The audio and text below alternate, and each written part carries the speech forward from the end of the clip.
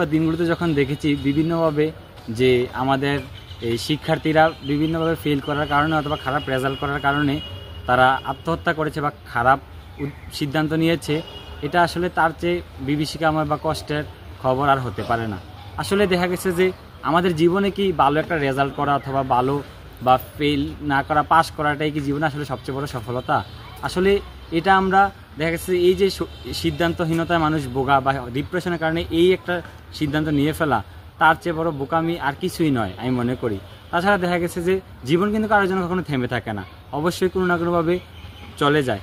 দেখা গেছে যে আমাদের বর্তমান দেবিদ্বারে অথবা বিভিন্ন জায়গায় যেভাবে ফলের বড়াডুবি হয়েছে বা বিভিন্নভাবে ফেল করেছে, তাই বলে কি জীবন কি ধ্বংস হয়ে গেছে? তাই বলে কিন্তু জীবন কিন্তু ধ্বংস হয়ে যায়নি।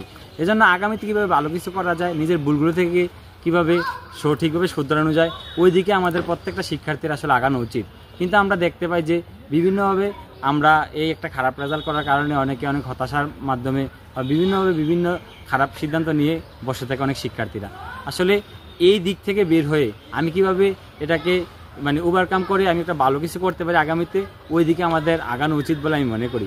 তাছাড়া দেখা গেছে যে বর্তমানে আমাদের যে শিক্ষা ব্যবস্থার যে সিস্টেম, আমরা দেখতে পাচ্ছি যে গোড়ায় পরিবর্তন না করে তারা সবাই রেজাল্টের পরিবর্তন নিয়ে সবাই চিন্তা ভাবনা করছে।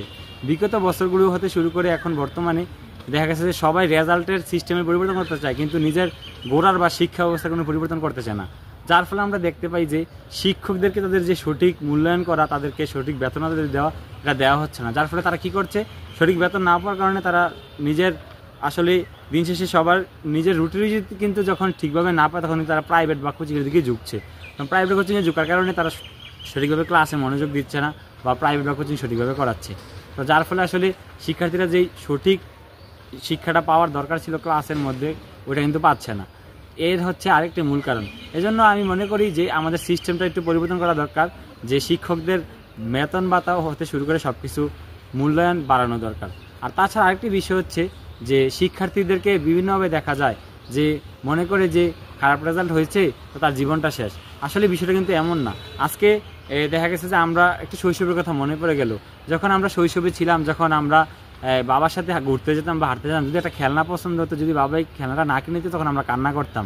আর যদি বাবাই খেলনাটা আমাদেরকে কিনে দিত তখন আমরা এটাকে বিশাল বড় সফলতা মনে করতাম।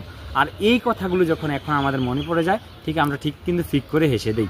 ঠিক তেমনিভাবে এখন হয়তো দেখা গেছে রেজাল্ট খারাপ হওয়ার কারণে অনেক ভুল সিদ্ধান্ত নেওয়ার মতো চিন্তা ভাবনা করতে পারি, কিন্তু আসলে একটা সময় দেখা গেছে যে এই দিনগুলোর কথা মনে হলে ঠিকই হেসে দিবে। আসলে জীবনে পাস করাই জীবনে সবচেয়ে বড় সফলতা, আর ফেল করলাম একদম জীবনে শেষ হয়ে গেলাম, ব্যর্থ গেলাম, বিষয়টা কিন্তু এমন না।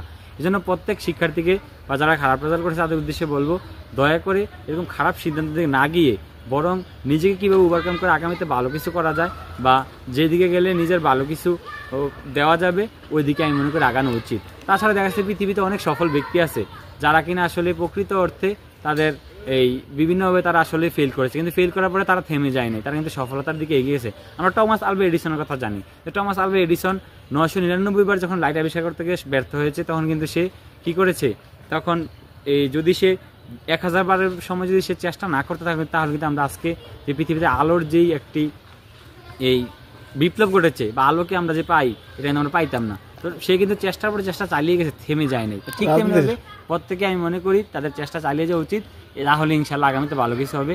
আর সকলের প্রতি আহ্বান থাকবে, সকলেই ইনশাল্লাহ ভালো থাকবো, সুস্থ থাকবো, আর সকল চিন্তা বাদ দিয়ে আগামীতে ভালো কিছু কীভাবে করা যাবে ওই দিকে আমরা ফোকাস দেবো।